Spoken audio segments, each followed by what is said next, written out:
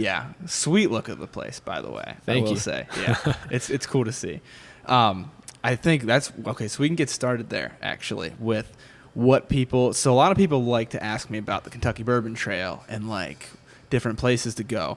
So for the first part of this, I'd love to talk about like why somebody would come here, what you're going to experience when you come here. I mean, obviously you've shown me some of the stuff that you're going to see when you come here, but if I'm planning a trip to the Kentucky Bourbon Trail, the first thing is I can walk in off the street and go to your guys' bar and check that stuff out. Yep.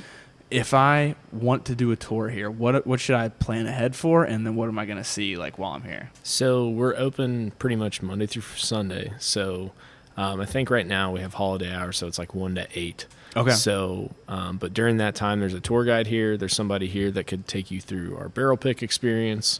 There's, walk-in tours, but we also take scheduled tours. So, some people have their stuff scheduled and then they hang out at the bar and grab cocktails before or after.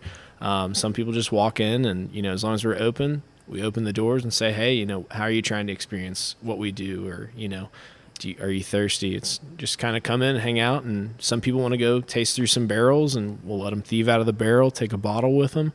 Other people want to hear about, our story, how we got here, hang out, have a cocktail, taste through some of our distillate with the clear spirits, and then taste through, NULU, what we do day in and day out now, and taste some of our bourbons and just kind of see what's up. We're different, right?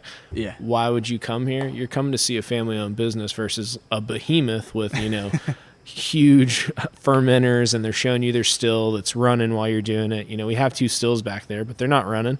We don't need to run them, thankfully. We source, and kind of like what we did, we just taste through the truckload of barrels. And but yeah, when you come here, you can, whatever you want to do, we're happy to cater to your needs. Yeah.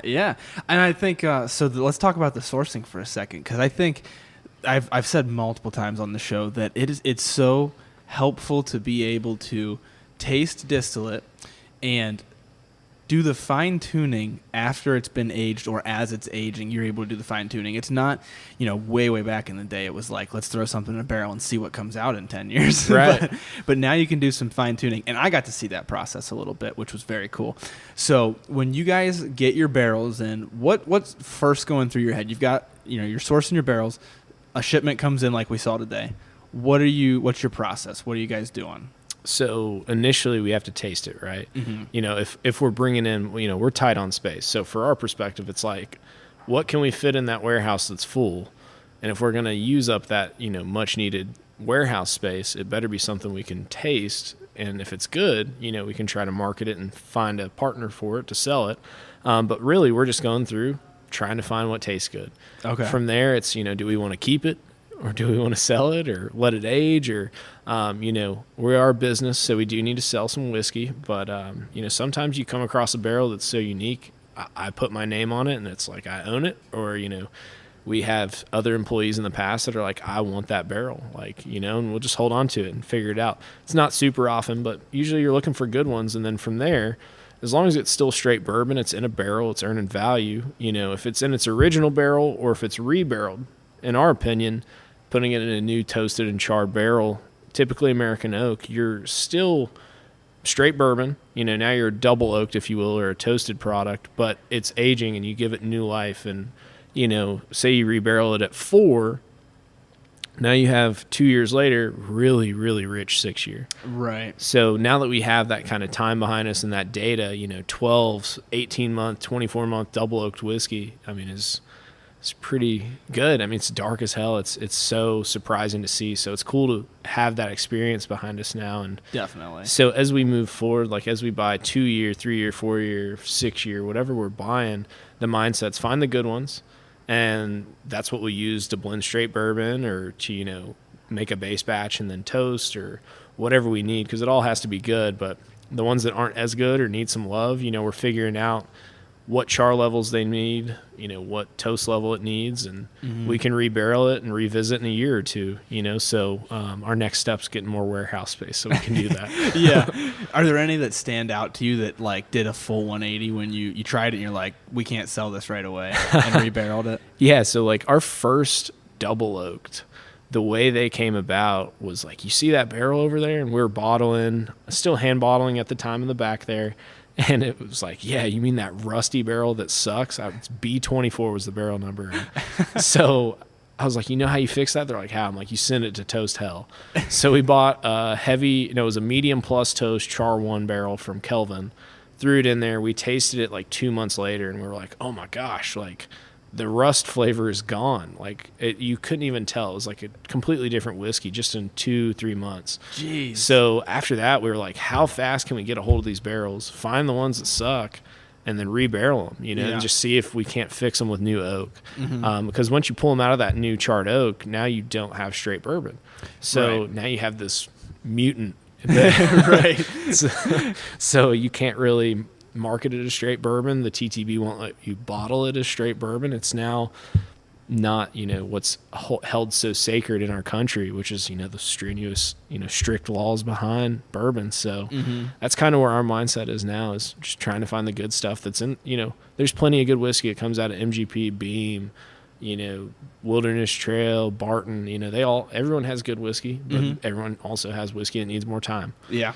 So you kind of just figure out if you can shorten the time. I mean, look at Old Forester, like we talked about, heat cycling and, using really well coopered barrels and stuff like that. So that's kind of the mindset we're in now when we bring in some barrels. Yeah. So sometimes it's like it comes in and you think I can blend this and it's going to be the finished product, but sometimes it just needs a little bit more love, basically. Absolutely. The older you bring in, the easier of a day you're going to have, because sometimes the day looks really rough. You might be tasting through 48 6-years and they're corny and they're not good, but you say let her rip and you dump 15 of them together and you're like, what? Those 15 turds made an amazing bourbon. So you went from having, 15 individually bad barrels, but now you have, what is that, like 600 or so gallons of good bourbon, hopefully. So, that's kind of where we're at. You just try to figure out what you can do with it, or give it new oak, and if you have the space, just let it age. Eventually it's going to get hot and get in the wood and get out of the wood, and unless the wood's just bad. Some barrels, those like farm tasting barrels, which I kind of love, but there's all these different flavors that every individual oak barrel can give. So time will tell. New barrels will fix it. Yeah. Hey, fair enough. And what about the experience here? I guess I would say you can kind of experience the differences in the 4 barrels you guys have up there that you can taste through for the bottling experience. Yeah. So what were the 4 again? Remind me. So we wanted to showcase a straight bourbon. Okay. So there's a high rye MGP that's just a few months under 7 years old, and then there's a sister or a similar barrel, same mash bill, but it's been double oaked for about a year, and it's still in that double oak barrel up there. So you can see so the straight bourbon's good, right? We didn't want to rebarrel it, so it's great. It was one of those ones that has my name on it. I wanted to keep it, but we got some more 36%, so I'm like, single barrel experience. So from there, the one next to it's an infinity barrel, so it's kind of off the wall. It's an toasted rye barrel that has tons of bourbon in it. I mean, just bits and pieces of hundreds of barrels.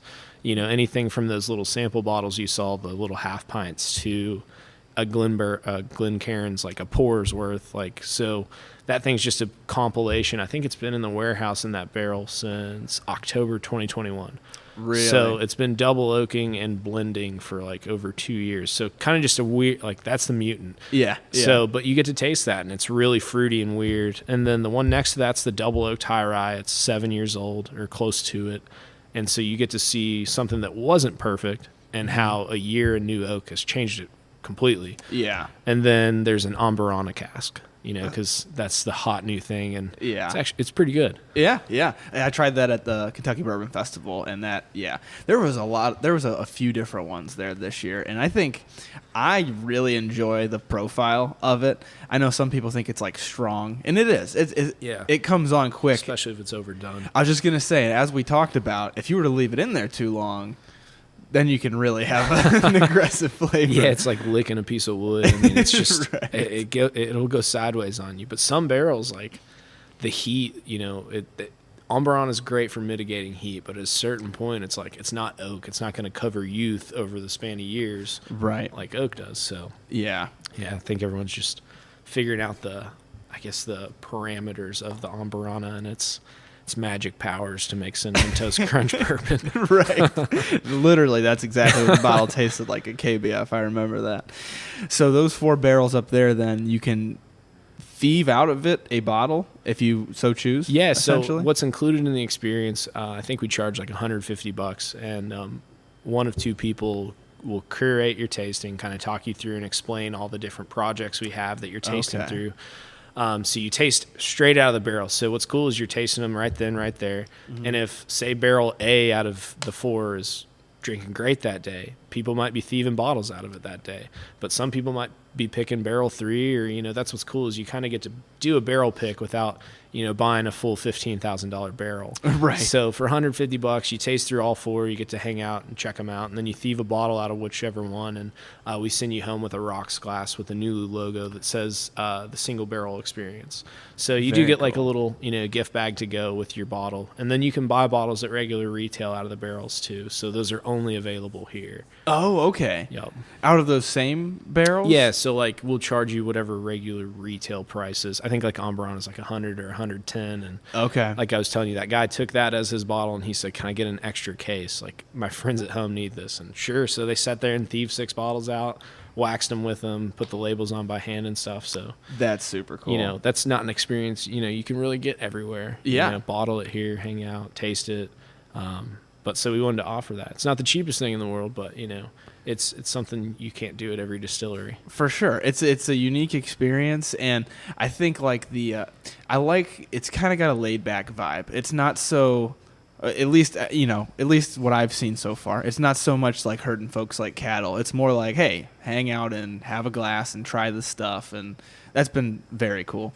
And speaking of your experience, there's other stuff which is behind me at the moment that they can't see on the camera that I took some videos of so people will be able to see it. But walk me through what's going on with these displays back here. So these walls kind of just have information on them, and they're strategically placed at this point, because when we first set up these walls, it was in 2016. We were still distilling vodka, gin, and rum. We didn't have any bourbon. We were a failing business. Remind me, I want to come back to that. Let's talk about that. Yeah. So now when you come in, we take you through just your regular tour is going to be information on Prohibition, and then how we tie into Prohibition, and then where we fit in the industry now. Okay. So we kind of tell you, NASCAR is how, back in Prohibition, NASCAR is how moonshining was, that's how he got it around, Harrison, our master distiller, one of his like keg rigged stills is on the tour. We show you kind of our weird grassroots that are now we're established, and we found our spot in the industry where we fit in. But there for the longest time, it was like, we just talked about Prohibition and how it tied into distillation, and because we had gotten raided, right? So yeah. So let's talk about that. You guys experienced what people experienced in the beginning of Prohibition a little bit. Yeah. So due to unfortunate circumstances that are now fortunate, Harrison and his old business partner, this was Derby City Spirits before it was Prohibition Craft Spirits. Okay. So Derby City was Harrison and his business partner, Jay. Jay's real name was Ben. He was a con man, sold like 240% of the DSP to investors, and just numerous things. He took like, I think 11 wedding venue deposits, like $5,000 each, and just like kept the cash, like $55,000. And so we had to have like weddings here for free. Because he ran with the money. Yeah, so my dad stepped in and bought the assets and liabilities of the company in 2016 with a new company, Prohibition Craft Spirits. Okay. Blank slate, no ABC raid charge, no moonshining charges. So, which that was to touch on that briefly. Like 2015, they Derby City Spirits had gotten their it was the rum and tequila into Forecastle Fest, and then they were on the shelves at Liquor Barn. Okay. And so everything looked great, right? We're in a big chain. We're in a music festival, and all the products sold out in the 3-day festival. And a few weeks later, ABC shows up at Liquor Barn and rips the product off the shelves and says to destroy it. ABC simultaneously is showing up here, and they made Harrison dismantle his still and dump out over 2,000 gallons of booze. Oh, my gosh. So they let him keep 1 barrel tequila. It's in an early times barrel, and I want to say it's like, I think he filled it in like 2015, so it's getting old. It's like Yeah. 8-year tequila. But yeah, so that's the raid. We, my there's still some evidence tags on the big blending vats. Yeah. There's those little red, and there's some evidence tags on the on that old tequila barrel. But Okay. yeah, man. And that was just because one certification was missed, right? Or one permit. Yeah, it was the certificate of occupancy, which basically all that means is you jump through the paperwork of the government to have them say this is zoned properly. Oh, okay. So it can be a distillery. So they have their federal, I want to say their state, but they didn't have their certificate of occupancy, which means their DSP was not active Okay. and established in local government. So Metro was who popped them, I believe. Oh, man. Yeah, there's a lot of paperwork. Yeah, yeah, I imagine. I can't even. That is something about the industry that just stresses me out, is understanding all that. And, Yeah, there's plenty of attorneys, but they're 300 minimum. Like the attorney we were using was like 600 an hour, and then their associate was like 400. So it's like $1,000 an hour just to be in the room with them. Oh my gosh. So expensive oxygen, I guess. But Yeah, yeah. no, they're really helpful when you need help. But Right. once you figure out, like my brother takes care of all of our compliance and label registration, it's nice to have like a pretty much a mediocre attorney in the family. Like he knows enough to be dangerous. It's awesome. So, Yeah. we need new labels. He gets them approved. If we're setting up a new state, he kind of does all that and, keeps up with all the licenses. Now that we're in over 30 states, one will lapse here and there and you got to fix it. But So you guys take over in 2016, right? Yep. And you changed the name to Prohibition Craft Spirits, but then the name that a lot of bourbon drinkers will know you guys by is the NULU label, the NULU brand. Yep. So how did we get from A to B? I know you've told me a little bit about this, Sure. but for those listening. Yeah, so NULU was a trademark that initially Derby City Spirits had. That was their tequila. Oh, I didn't know that. Okay. Yep. So those two bottles right there, the Reposado and Añejo 92. Okay. So those are the initial NULUs. So those were released, I want to say 2018. They sold the best out of the clears, which isn't saying much, but it was good tequila. Now we sell it here like frequently. Like people actually will even text me. They'll be like, "Where can I get more Añejo?" I'm like, we're down to like 40 cases. Yeah. So we bottled up a bunch of it, and it didn't do well, but. We got to the point to where it was like my dad was out of money. We're on hands and knees praying, like, what do we do? We like this building we're in. We now own this building, but we owed over $250,000 in rent at one point. Oh my gosh. Yeah, when your rent's like $13,000 a month and you miss it for like a year plus, it's like, oh no. Yeah. We'll give you $13,000, and it's like, well, that's 1 month. I'll see you in 30 days. So Yeah. luckily we came to an agreement, purchased the building. The owner has been super awesome, or the old owner now. They also facilitated buying where we bottle across the street now as well. Okay. But yeah, man, so you go through the mess. And So then what made the change to bourbon? Like how did we? So we're basically out of money. Couldn't get any more credit, and we took a PayPal loan. It was the last place we could get money. Since we already had the NULU artwork, the trademark in the spirits industry, we made NULU Bourbon. So it's not up here, but the single barrel bourbon label, we still bottle single barrel to this day. That label, we bottled up a barrel for the gift shop, and then we bottled up a barrel for Louisville Bourbon Club. They were our first release. Cool. So we were like, well, we'll see if people will buy 2 bottles. Like, we'll pick a barrel out of those first 20 that we bought with the PayPal loan. Yeah. And it was nuts, man. It was so surreal from being a failing business to like in the midst of COVID too. We got those barrels February 14th, 2020. We didn't release the first one till March, but it was nuts. People were locked down at that point, but people were still lining up at our door for our first ever barrel. Dude. So it was like 100-something people came through, and we're like, my dad called me. He's like, dude, like 100-something people bought bottles today. I'm like, yeah, bourbon's awesome. People love it, and it's good, and it was good bourbon. Yeah. And so from there, it was like those first 20, we bought 12 more, and that was with cash that we had from selling them. We were actually like being a business. We were reinvesting. So, you start buying 12 more, and then we called the broker. We're like, can we get 10? And they were like, man, the pallets have 4 on them. Can you buy 12? We're like, man, we're so poor. and like just in comparison. But now it's, it's so different. You're buying, 50, 100, 200 at a time. And which we're absolutely grateful for. It's really cool. Like you saw, like now, sure, it's work a little bit. You got to taste and spit, but like, I'm so whiskey spoiled. Like I get to try all these things. That 9-year now I have, now we have tons of 9-year that's 130-ish proof MGP. Yeah. That's awesome. I would drink that. Like 4 years ago, me would have been like, oh, 9-year almost hazmat MGP, dope. Like, yeah, I'd buy bottles. Yeah, so. I mean, we tried a few different barrels, and they had such a spread too. Like that's what's really cool is you guys are to the point now. You're diversifying what you have. You got all these finishes, Absolutely. obviously, and so you got a pretty decent difference.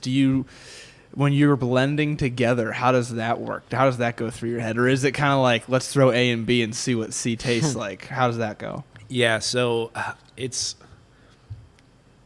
that's such a loaded question just because I try to like learn I've tried to ask people that like when I'm on a pick at Four Roses or, so to like, as we've grown, the first batch was 3 barrels. I think it took 15 minutes to pick which barrels went in it because there was only, less than 20 to choose from. So it's like, let's take these 3 scraps. And it was like, oh, it's not bad. Right. And then the batch 2 we probably had 40 or 50. So that was a 5 or 6 barrel batch.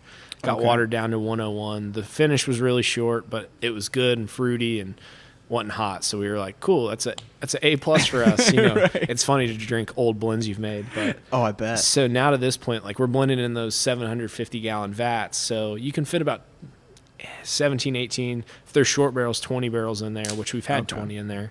But so really, like you said, like, is it just throw it together and see? The bigger the batch, man, it's so much easier. Like dialing in like a 6 barrel batch versus like just dump. We got 48 of them, just dump them. Like, right. We've legit just dumped 20 in one and 20 in the other and been like, wow, that's pretty good. It worked out. I mean, it's on shelves somewhere and it's sold, right. Like, so the thing always comes back to like our tasting team. Yeah. We may be drinking or not that day, and it's like, someone's dicking around. It's like, just dump them. Like, don't even taste them. And we try not to do that. We haven't done that, but it's like almost like sometimes you wish you would have. Yeah. Because you can put so much time and energy, but even if you do like a small sample, like 10 milliliters of each barrel and get a sample size, that full scale is usually different, and it's usually better. So now we're just to the point to where, we keep the 3 core bourbons around, the reserve, the toasted, and the French oak. So we kind of just keep a vat of about 6-year MGP going at all times, just to where we can either throw it in toasted barrels or hit it with French oak staves or just sell it as straight reserve, Okay, I gotcha. Yeah, that French oak, I'm a sucker for French oak, like anything. Yeah. That stuff's nice. Yeah, for sure. Thank you. Of course, yeah. I also wanted to ask about the NULU name, because I didn't know this until like semi-recently. So where did it come from? It's not just the label. Right. But let's talk about that. So NULU is short for New Louisville. It's a part of the city right before Whiskey Row on Market that's like cool, hip. There's it's been gentrified. There's a lot of business there. There's anything from outdoor pizza and breweries to, we're a couple blocks away. Rabbit Hole is right in there. And, so there's a lot of stuff to do just within this kind of like mile radius. You're right by Whiskey Row. There's bars, restaurants, like some of the, 4 a.m. bars are down there. So it's just like a cool, hip part of town. Yeah. Okay. And so like I told you earlier, we don't have Grandpa's recipe, but we have this cool bar that's, a pre-Prohibition, like 1880s built bar. And then, so we kind of just wanted to tie everything into the neighborhood. So, okay. So right here, you're on the outskirts of NULU, which is a half mile that way. So you're in NULU, basically. You're a walk away. So Phoenix Hill was the name of our vodka.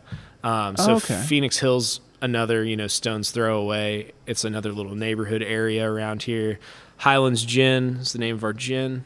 Just up Bardstown Road is like considered the Highlands. So the bars kind of start 2 blocks down. Okay. And then we had Baxter's Rum, which has that pig on it. We're kind of near Butchertown. This is Baxter Avenue. So that we thought it was like, oh, this is great. This is telling the Louisville, little neighborhood stories. And, no one wanted our rum. No one wanted our vodka. Bourbon just exploded. Yeah. So it was, my dad was like, well, what should we call it? I was like, dude, just get me something that looks decent. Like, it'll taste good. That's all that matters. And he just, like, it was bizarre to him. He's like, really, the flavor's that important? I'm like, yes. Yeah. Bourbon has, like, I got into bourbon in 2019 and started tasting stuff. Mm-hmm. And then people are paying secondary for this stuff, and you might try it at a buddy's, or maybe you spent $300 on a bottle of Weller, and you were like, damn, that's not worth $300. Right. Or maybe you thought it was worth $500. You know, everybody's different, but very true. For me, I was like, man, if we could be on the shelf at $60 and make it taste $80 good, we could probably have a successful business. And now it's, you know, that's what we strive for. Just make it taste better than it cost. I put something in my eye. Oh no, like a piece of barrel or something. Maybe.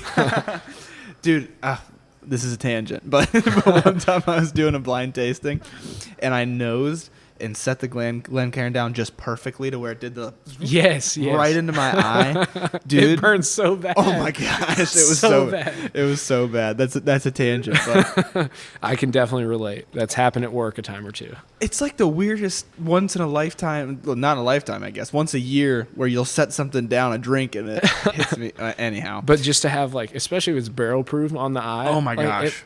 It burns until you're like, am I getting a buzz from this? Or? Yeah, am I going to die or get a buzz, or what's going to happen? No, but you're totally right about, like, focusing on the quality there. And I think that that's super, like, I kind of want to bring it back to, like I mentioned in the beginning, it's something that's indicative of, or not indicative, it's a result of this ability to source. And that's what I love about it, is that you can really fine tune those flavors. Like you mentioned, you can say, this isn't ready yet. Whereas if you mentioned the money stuff. I appreciate your transparency with that, because let's say that you had to buy this place, distill bourbon, sit on it for 5 years, and then sell it. Are you going to be tasting a barrel and saying that needs to sit for 2 more years? No. No. That barrel's going into a bottle. You know, salespeople are hired to sell, you know, just like distillers are hired to distill. Yeah. Whether either of them are good at their job, who knows? You know who I know is good at distilling? Ian Sturzman at MGP, or whoever's before him, I'm not sure. Yeah. Or Seagram's. I mean, you know, you're talking old history. That's like the Bronfman family, like Seagram's, now MGP, Ross Squibb, whatever, like Barton. You know, they've had different distillers, but have you ever really had, like, terrible Barton if it's like 6, 7, 8 years old? I haven't. Right. You know, it's like right. Jim Beam sells so much whiskey, probably because their bourbon's pretty good. Yep. 9-year Knob Creek's like, what, like $30-$35? Yeah. It's nuts. And then you got like the big guys, you know, if you can get in with any of these big guys and find the good barrels, you know, you can make a craft product. But it brings up, like, well, Wild Turkey's 6 to 8 year 101 is $20. Yeah. I can't sell 6 to 8 year for $20. Right. But I can strive to make, like, if it's 8 year, it better be amazing. If it's single barrel, you know, there's some good craft producers that are, you know, I consider it lucky or blessed, like, to have 8 years. Somebody sourcing, like, if you wanted to jump in today, instead of doing the distillation route, you'd have to have a huge bankroll, and you'd have to have a list of people that know somebody who knows somebody. And how are you finding 6 year? That's probably a tough find right now. 5 year, you might find some 5 year. 4 years probably not too hard, but finding like 8 or having owned, you know, I bought it at 3 and held it for 5 years. Like, you never know. There's so much money that's in wholesale barrels that, like, we get offered random stuff that's just, like I said, you know, a friend of a friend of a friend. That's like, what? I wish we had $500,000 right now, you know? Right. But just getting into the game, it's like, the dialing in is really what makes the difference. You know, if you buy 100 barrels and you can make 80 of them taste good within a year or 2 years, instead of waiting, you know, 100 barrels to get to, some barrels don't taste good until 10. You know, the barrel just wasn't sweet, or maybe it didn't get hot ever, or who knows. But, right. You know, so for us, trying to layer in flavors by manipulation is, like you said, that French oak, I've fallen in love with that. Like, Penelope does a good job with it. We're using those same French oak staves. And okay. So you're really just, if you can take a well-aged product, like for us, we're using 6 year, and you start adding in the vanilla stave that's low tannin, or the complexity stave that's got this, like, thick oil and spiciness to it. And then there's just this intense stave that's like dark fruit, smoke, oak presence, and mocha. It's like, you start getting these batches that have, like, the French oak it's cool. We're starting to see we're doing more tastings on it. Yeah. And people are like, yo, this like people that don't even like whiskey are like, this is cool. Like especially women that like wine because the tannin's so familiar. Yeah. But it's like we got cherry pie notes. You get these vanilla cream notes. It's like we still get them in some barrels. Like we were tasting barrels yesterday. We're like, man, this one tastes like French oak, but with that French oak every single time, and Makers has done a hell of a job with just independent stave, all the R&D they've done. Right. Their program has exploded just off of experimental oak stave finishing. It's super cool. So that's something we're definitely looking to do more of and dial in more. And because like the staves that we get and Penelope get, those are from Tonnellaria Redoux. Okay. You can get through independent stave. There's like a whole nother 15, 20 different profiles of toast.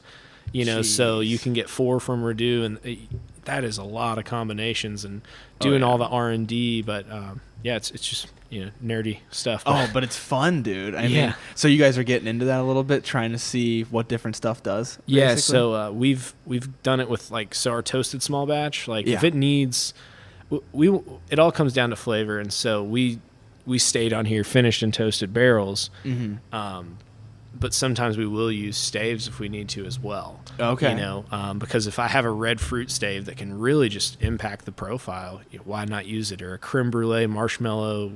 I mean, I'm drooling. You know what I mean? Like, yeah. So you're telling me you can make creme brulee you can make me sugar all the time. It's like, yeah. They've toasted it. And then there's like double toast that's like honey butter and just rich and spicy. Like there's just all these cool flavors that the barrel, if time weren't a thing, but to get it done in 4 weeks, that stave punches some flavor in, and it doesn't fix everything. The barrels are still the end all be all, but the staves are a nice polish. Yeah. And now those flavor profiles you're mentioning, those are as advertised by where you're getting the staves from. So it's like you pick and choose how you're going to put those combinations together, basically? And then you kind of just make they call them like a fan or a stave profile.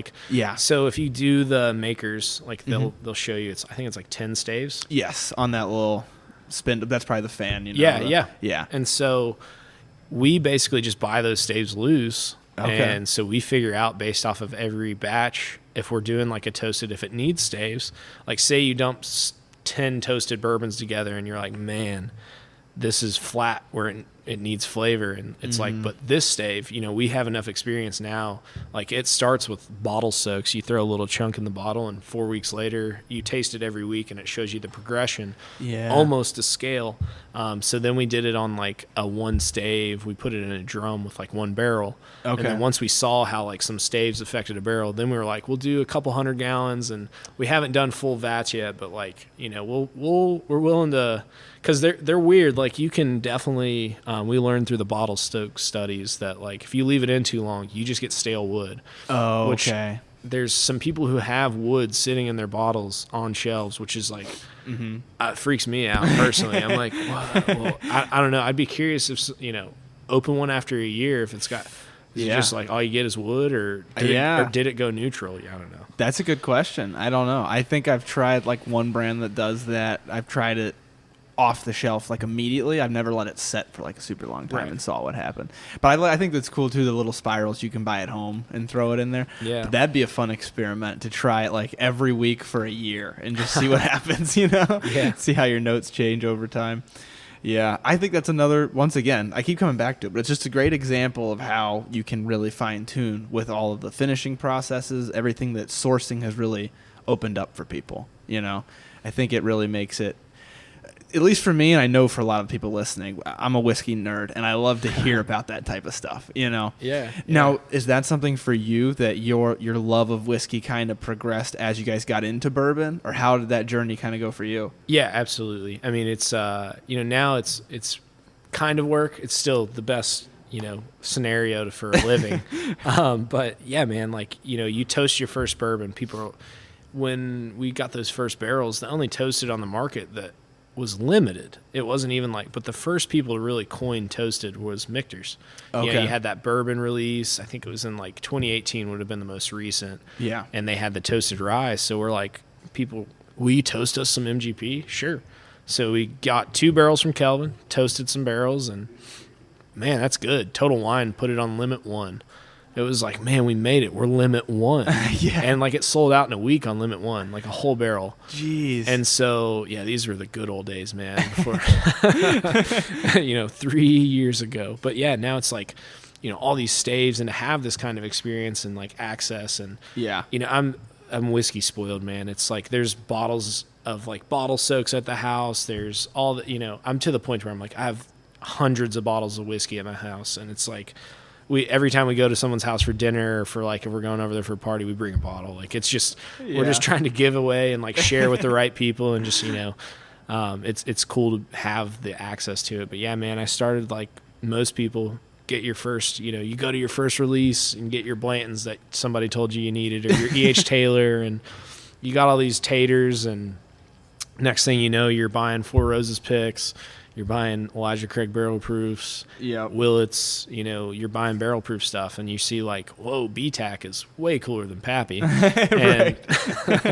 so then for us, it was like, it kind of dinged one day. I was like, I'm trying to help my family sell these vodka, gin, and rums, but we have a license to own barrels. It's like, Dad, let's get a barrel collection, like buy, sell, trade whiskey, like, Mm-hmm. And so it went from like just a love of the bourbon and the bottles to like, let's make bourbon better, and so now it's, just like people that source, they have their palate, I guess, is somebody can drink with them, and they our palates agree. So we like to think our palate is good, and we're putting out good stuff. So yeah, man, it's all stemmed from passion. It's really fun to be where we are now. Yeah, I bet you're really happy that you decided to go the bourbon route, given that you were a fan of it going in. Oh yeah, man. Yeah, before I did bourbon, the other family business, which I got insurance licenses at 18, like knock doors, cold call, like you're getting told no and doors are getting slammed in your face. But sometimes you get some yeses, and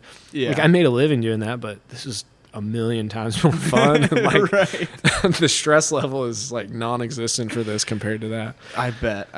Like our employees here, it's like, we're bottling at 10. I can't be there till 10:30. Okay. Like it's not like you're fired, It's so It's just such a cool, we're very, very grateful to have this way of life. Yeah, it's a sweet environment to work in, for sure.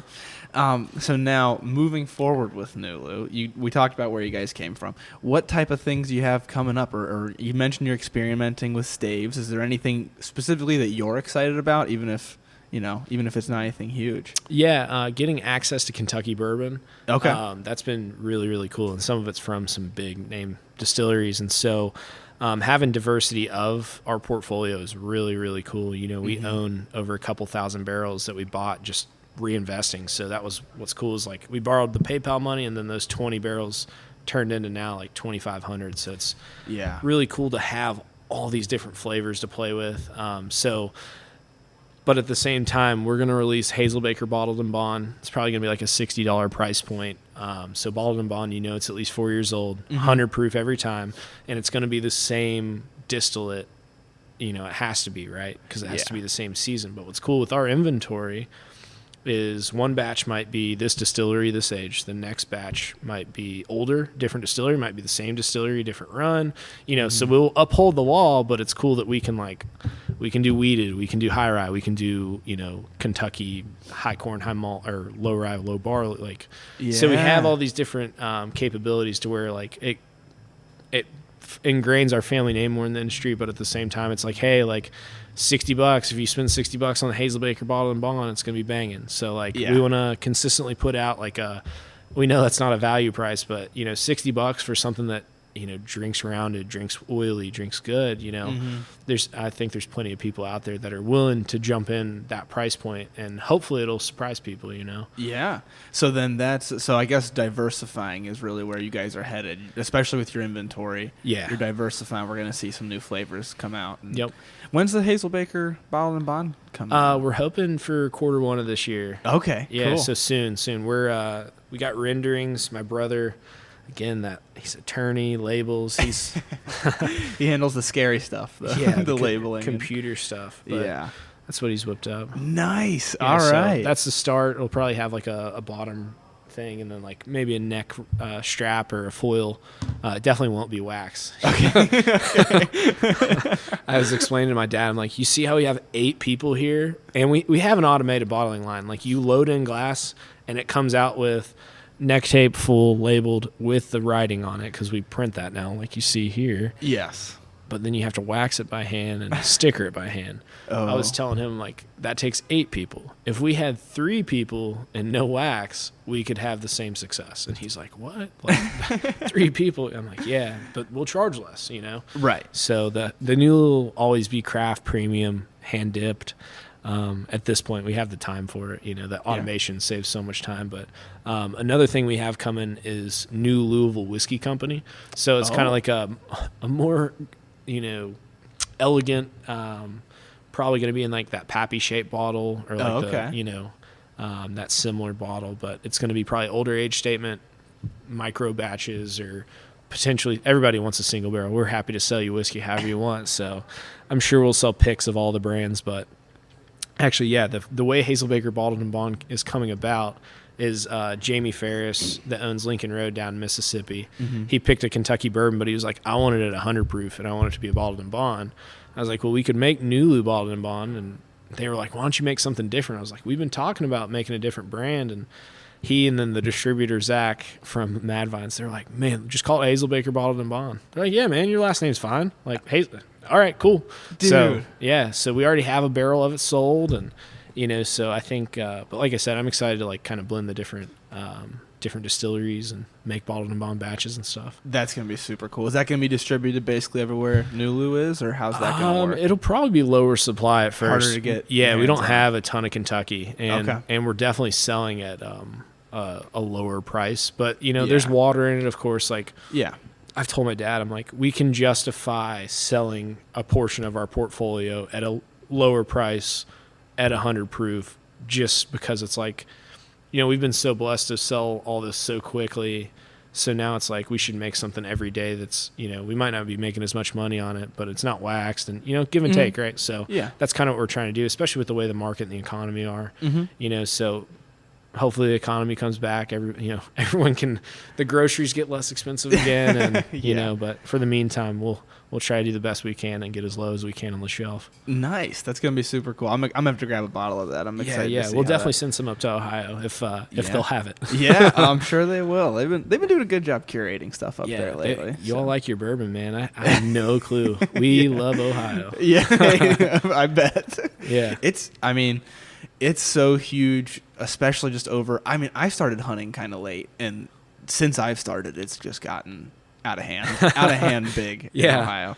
So yeah, when people you see people kind of fall out of the hobby, or they're like, I'm sick of it, I can't find what I want, or you know, and that's like 1/10 of the amount of people that are getting into the hobby every day. Big time. There's so many people just like they just tried their Weller, they just tried, or hopefully there's somebody behind a bar that's like, hey, here's Russell's 10-year, you can find this, it's banging. Here's Russell's barrel picks, they're $80 to $100. Now they're $100. They used to be 80. Yeah, everything's going up, but like, you know, for $100 or less, you can get some crazy good whiskey. I mean, like 8, 9, 10-year barrel picks from some of these distilleries. Yeah.